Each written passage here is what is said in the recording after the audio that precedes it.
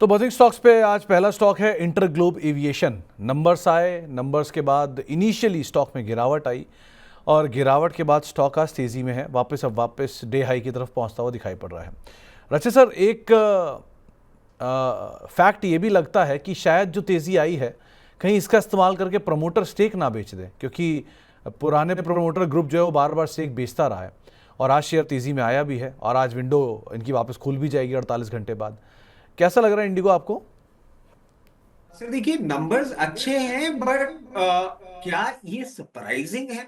बहुत ज्यादा सरप्राइजिंग नहीं है सर। जिस तरीके से एयर ट्रैफिक चल रहा है और जिस तरीके से ये कमांड भी कर रहे हैं एयर ट्रैफिक को, तो बहुत ज्यादा एक वो होता है ना कि कोई टर्न अराउंड स्टोरी है, ऐसा कुछ नहीं है। मैं यही सजेस्ट करूंगा कि अगर आपने लोअर लेवल्स पे ले रखा है, और क्योंकि आप जो बात बोल रहे हैं वो बिल्कुल होती हुई दिख सकती है, आप जरूर इसमें अपना पार्शियल प्रॉफिट बुक करके थोड़ा सा कैपिटल बाहर निकाल लें, वही बेटर रहेगा।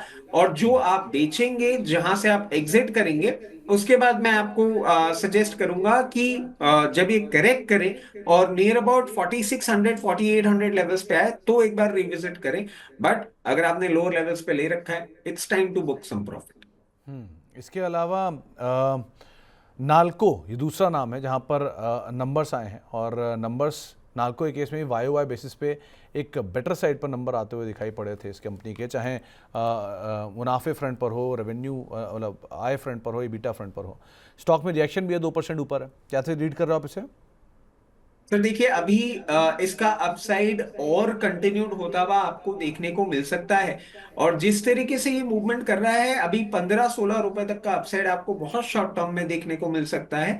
ये आराम से कंफर्टेबली 200-201 रुपए देखने को मिल सकता है। और अगर हम मीडियम टर्म की बात करें, तो मीडियम टर्म में आपको 235 से 240 की रेंज में भी देखने को मिल सकता है।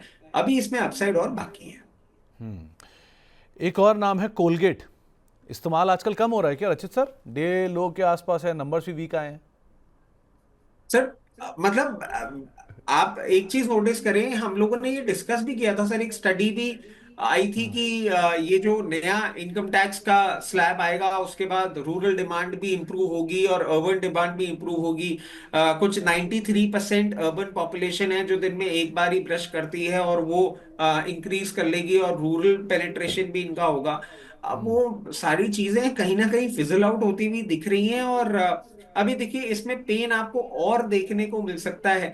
जिस तरीके से ये मूव कर रहा है, मैं सजेस्ट करूंगा सर, अभी दूरी बनाए रखें।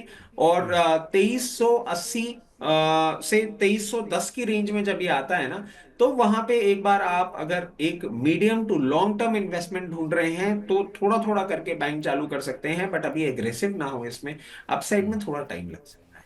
वो लक्ष्मी डेंटल के IPO के टाइम पे हमने बात की थी इस बारे में और हम्म। ये बात सही है कि हाँ, नंबर्स खराब आए हैं, शेयर में रिएक्शन भी है। एक VRL लॉजिस्टिक्स को और देखिए, यहाँ पर भी नंबर्स आए हैं और नंबर्स का बहुत स्ट्रॉन्ग रिएक्शन है, अच्छे नंबर्स आए हैं। आप कैसे देख रहे हो इसको? देखिए सर, वीआरएल लॉजिस्टिक्स पे अगर हम अभी नजर बनाएं, तो ये जिस तरीके से मूव कर रहा है, कहीं ना कहीं आपको थोड़ा सा, क्योंकि सर लोअर लेवल से इसने एक अच्छा मूवमेंट दिखाया है, कहीं ना कहीं आपको एक बार 610 से 620 की रेंज में एक रेजिस्टेंस फेस हो सकता है। और अगर आप चाहें तो वहां पे एक बार प्रॉफिट बुक करें। मगर अगर आप मीडियम टर्म के लिए होल्ड कर रहे हैं, तो 680 से 700 तक की रेंज भी आपको देखने को मिल सकती है। ओके, और लास्टली मैनकाइंड फार्मा। नंबर्स आए हैं, मुनाफा 10% टूटा, रेवेन्यू भी टूटा, एबिटा फ्रंट पर थोड़ी सी बढ़त जरूर रही, लेकिन मार्जिन हल्के से श्रिंक हुए, 2-2.5% का श्रिंकेज है, जिसका इंपैक्ट स्टॉक में 3-3.5% नीचे है। क्या किया जाए? सर अभी ना ये पूरी तरीके से उस लेवल पे आया नहीं है कि आप इसमें एंट्री ढूंढें। ये जिस तरीके से चल रहा है, अभी हो सकता है आपको डाउन साइड और देखने को मिले, क्योंकि देखिए रिजल्ट रिएक्शन अभी आपको देखने को मिल रहा है, बट अभी आने वाले दिनों में आपको इसमें फर्दर डाउन साइड देखने को मिल सकता है। और कहीं ना कहीं इसको सपोर्ट ढूंढने के लिए 2350 रुपए से 2325 रुपए की रेंज में ही एक सपोर्ट मिलने के चांसेस है। चाहे तो वहां पे पोजीशन बनाए, बट इसमें भी एक चीज ऐड करूंगा, don't take it as a short term bet. अगर आप medium to long term investment इसमें खोज रहे हैं, तो आप इसमें कुछ सोचें, अदरवाइज दूर रहें तो बेटर है। चलिए, तो आपको एक राय मैनकाइंड फार्मा के संदर्भ में भी दी जा चुकी है। तो ये कई सारे स्टॉक जहां पे खबरें थी, ट्रिगर था, जिनके दम पे खरीदारी या बिकवाली की राय आपको दी गई है। तो फिलहाल बजिंग स्टॉक को यहीं समेटते हैं।